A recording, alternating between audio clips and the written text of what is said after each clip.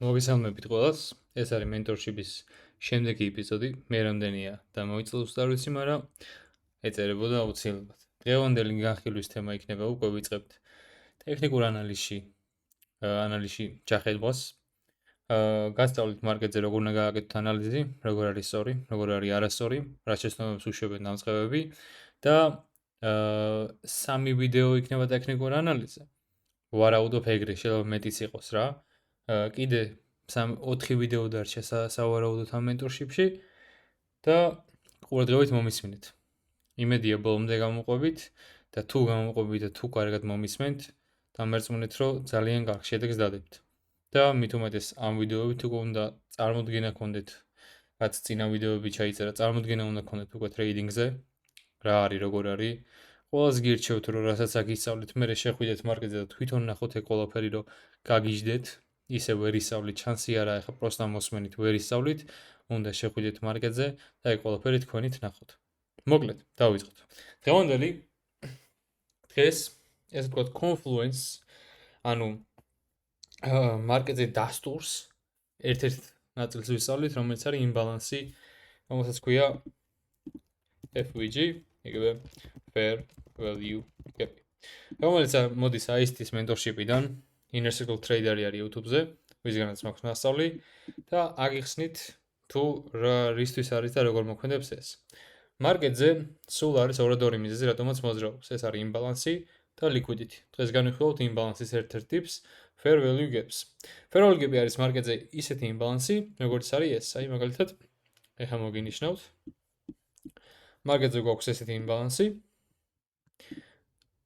აი ეს. და როგორი ნიშნება ეს? Fair value gap არის 3 სანთლის პატერნი, 1, 2 და 3 სანთელია. არ აქვს მნიშვნელობა ფერებს მნიშვნელობა არ აქვს. თავარი არის ეს, რომ ეს თუ B არის სანთელია, ესე იგი ეს fair value gap არის B არის fair value gap. რა ფუნქცია აქვს ხა ამას? მარკეტი როცა ვაი ამ B არის fair value gap-ში, შენ უნდა ელოდე, რომ გააგრძელოს ქვემოწვლა და როცა პირიქით მარკეტი ჩამოვა bullish fair value gap-ში, მაგალითად მარცხნივ გავიხედოთ. როცა მარკეტი ჩამოვა აი მაგალითად აქ გვაქვს bullish fair value gap-ი. როცა მარკეტი bullish-ი არის, მარკეტი ჩამოვა bullish fair value gap-ში და გაგრძელებს ზემოსვლას. ეს არის მათი ფუნქცია. ეხლა როგორ ტრეიდავთ fair value gap-ს? როცა მარკეტზე ვართ bullish-ი და ვხედავთ, რომ მარკეტის მიმართულება ზემოთ არის, ყველაზე მნიშვნელოვანი ეს არის იდეაში. შევდივართ fair value gap-ის თავში. Stop loss-ი მინიმუმ ყენდება fair value gap-ის სანთლის ქვემოთ და არა fair value gap-ის ქვემოთ, fair value gap-ის სანთლის ქვემოთ და ყველაზე კარგ შემთხვევაში რაც მე გირჩევ დააყენოთ stop loss-ი fair value gap-ის fair value gap-ის არა, swing lows, ან swing high-ზე. ასეთ შემთხვევაში გახსნით ამ ტრეიდს. და აი მაგალითად აი MBR fair value gap-ში რო შევდიოდე ტრეიდში და რო შორტავდი აქედან, ხო?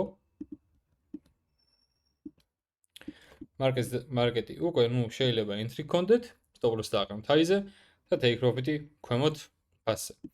იმბალანსის გამოყენება ორგვარად შეიძლება. შეიძლება ავიღოთ entry-ით და შეიძლება ავიღოთ target-ად. აი მაგალითად მე რო აქედან, ხო, მაგალითად ამ fair value gap-იდან, ხო, გავლონგე, ხო, long-ში ვიყავი და ველოდობდი რომ ფასი ზემოთ ასულიყო, ხო? შემიძლია ეს მიმართულება, ანუ ჩემი take profit-ი სად დავდო, გამოვიყენო იმბალანს take profit-ად. მაგალითად აგერ შეხედეთ, მარცხნივ ზემოთ ძალიან ლამაზად გვაქვს იმბალანსი, ხო? მაღლა. შემიძლია აქედან რომ long-ში ვარ, ჩემი target-ი იყოს ეს იმბალანსი. ხო, კარგ ვარიანტში. მოდი ეგეთ შეგიძლიათ გაითვალისწინოთ. ეხლა ყველაზე მნიშვნელოვანი რა არის, როდესაც ტრეიდში შევდივართ. გავაკეთოთ ანალიზი მაღალ time frame-ზე და entry გავაკეთოთ double time frame-ზე. შეგვიძლიათ ეს fair value gap-ი გამოიყენოთ swing trader-ებმაც და scalper-ებმაც. Swing trader-ები არიან, ვინც მაღალ time frame-ზე ტრეიდობენ, ტრეიდ ჩერდებიან რამოდენიმე დღე, კვირად შეიძლება და scalper-ები არიან, ვინც ტრეიდში რავი მაქსიმუმ საათი, 2 საათი იყვნენ ტრეიდში, ეს მაქსიმუმ ძალიან გაწელელია რა. შე შემთხვევაში უფრო ცოტა ხანი ჭირდება scalper-ებს ტრეიდში გაჩერდნენ. ანუ 5 წუთიანიდან დაბლა ვინც ტრეიდ შედიღარ და entry-ს აკეთებთ, scalper-ები ქვიათ მათ. მაგალითად fair value gap-ზე ტრეიდი ავიღოთ ეხლა. აი, უყურეთ. ხო. მარკეტზე ვართ ბეარიში. მაღალ time frame-ში უნდა გადავხედოთ, მაღალ time frame-ში ითვლება 1 საათიანი, 4 საათიანი, დღევური, weekly და 15 წუთიანიც მაღალ time frame-ში, საშუალო time frame-ში გადის რა. მოვნიშნავთ ჩვენს მაღალ time frame ფეროლოგებს. დღეს მარტო ფეროლოგებს განვიხილავთ, სხვა უკვე ახალ რაღაცებს დაგიმატებთ და უფრო გაერკვევით ამ ყველაფერში. მოვნიშნავთ ფეროლოგებს მაღალ time frame-ზე. გადავალთ მე double time frame-ზე. დავალოდებით რომ აი ფეროლოგებში ეს არის 4 საათიანი გეპი. მოდი დავაწეროთ. 4 საათიანი ფეროლოგები. B არის ფეროლოგები, ხო? ანუ რო ავა, ველოდებით რომ მარკეტი ჩამოვიდეს სკოპოთ, მაგრამ რას არ ვშვები მე აქ? აქ არ ვშვები იმას, რომ რო ავა, ეგრევე შორტში შევდივარ, არა. ველოდები ფასი რო ავიდეს, მოკლედ, აი ამ ფეროლოგებში შეეხოს და აი აქედან ველოდები confirmations, ხო? შედარებით double time frame-ზე. შეხედეთ მარკეტზე გვაქვს, შევეხეთ და displacement-ი გვაქვს, ხო? Displacement-ი არის მარკეტის ძლიერი მოძრაობა, რაც მარკეტი ფეროლოგებს იტოვებს. აი აქ შევალთ. Stop loss დავაყენებთ high-ზე და take profit-ს დავაყენებთ ქვემოთ. მოდი გავაგზავნოთ. შევიდა. დავალოთ. ასიზავს. ნუ უკვე პროფიტში თუ არ და target-ს უკვე მრჩევლობა არ აქვს, ხო? აი ესე გამოიყენება ფეროლოგები. მაღალ time frame-ზე აკეთებთ ანალიზს და double time frame-ზე ახდენთ მაღალ time frame-იანი ანალიზის executions. ყოველთვის უყურეთ მაღალ time frames, უნდა იცოდეთ მაღალ time frame-ზე მარკეტის მიმართულება. ამას მარტო ფეროლოგებითაც შეგიძლიათ გაიგოთ, თუ როგორ უყურებს მარკეტი ფეროლოგს, აი მაგალითად, მარკეტი რო ავიდა, displacement ჰქონდა, ფეროლოგები დავიტოვეთ და ქვემოთ შეგვიძლია ეს იმბალანსი დავათარგეთოთ, ხო? მარკეტს retracement ჰქონდა ფეროლოგებში, აქ არ არის საჭირო ძალიან ზემოთ არის.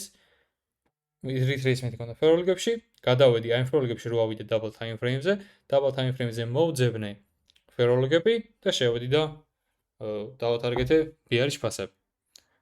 დღეისათვის სულ ეს იყო ხალხო. მადლობა ყურადღებისთვის და დროებით.